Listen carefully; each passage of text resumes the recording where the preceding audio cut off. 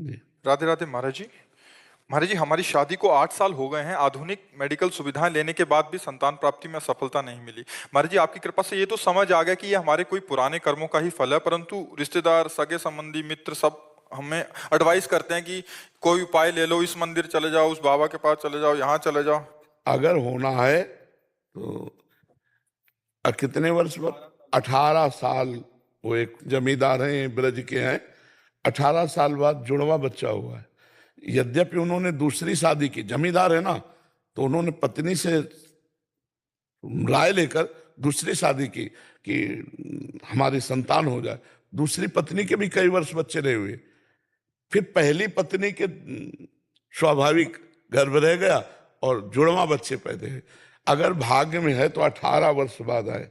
आप ये सब कोई नहीं कर सकता है। बाहर इन सब बातों पे बिल्कुल मत फंसिए कि कहीं झड़ा फूका ये वो, कुछ नहीं। भाग्य में जो लिखा हुआ है उसको कोई टाल नहीं सकता। अगर संतान लिखी हुई तो आप किसी भी तरह की डॉक्टरी ना करें तो भी समय पे हो जाएगी। जो समय होगा उसका होने, जैसे 18 वर्ष बाद हुआ, हर उपाय कर रहा था। जमींदार आदमी था कि मेरी सब जमीन का अधिकारी कौन होगा अगर पुत्र नहीं होगा। तो हम ये कहते हैं कि धैर्य रखिए।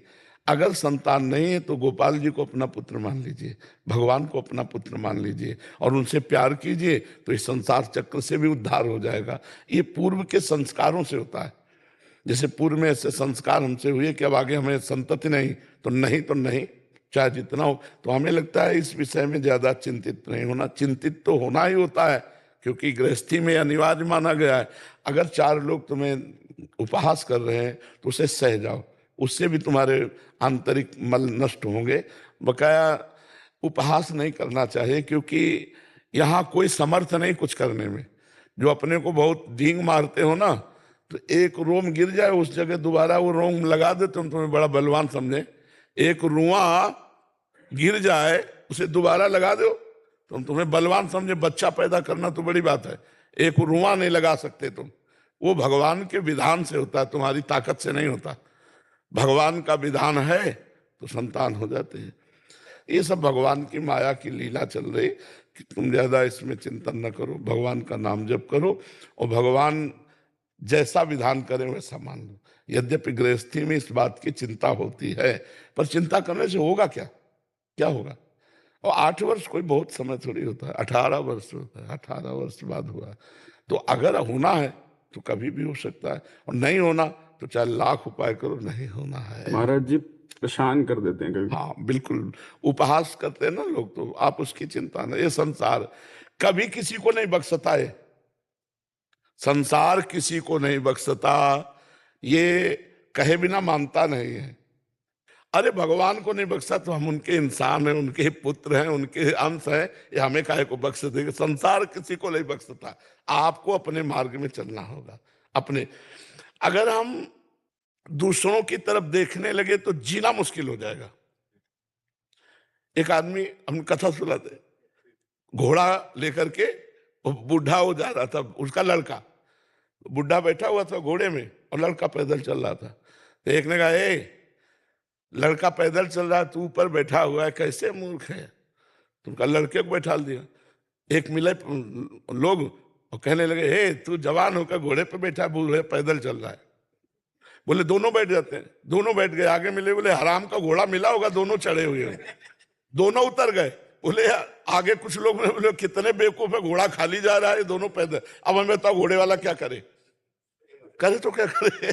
संसार ऐसा बड़ा विचित्र संसार है, बड़ा विचित्र संसार। इसलिए हमें किसी के नहीं सुनना, हमें अपने मार्ग में चलना। तुम्हें कोई कुछ कहे इससे अच्छा, हमें ये मतलब है कि हमारे द्वारा गलती नहीं होनी चाहिए, और हमको कोई गलत कहे तो हमें नाराज नहीं होना चाहिए। हमारे द्वारा गलती नहीं होनी, जैसे कोई कह रहा तो उस बात को हमें देखना है कि इस बात में सच्चाई क्या है। जो हमें पता है मेरे द्वारा कोई गलती नहीं, तो हमको प्रसन्न रहना है।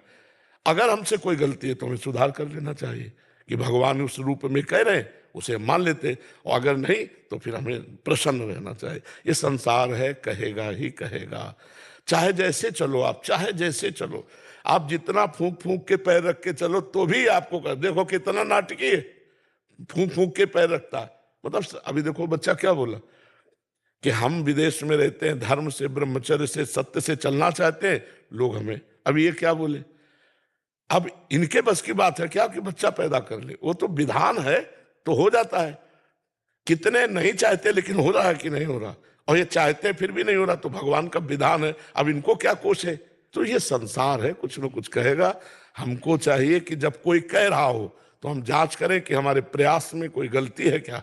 अगर नहीं तो फिर अब प्रसन्न हो जाना चाहिए। कुछ तो लोग कहेंगे, लोगों के मुख है, कहेंगे, अपनी अपनी दृष्टि, जैसी दृष्टि वैसा बोलेंगे।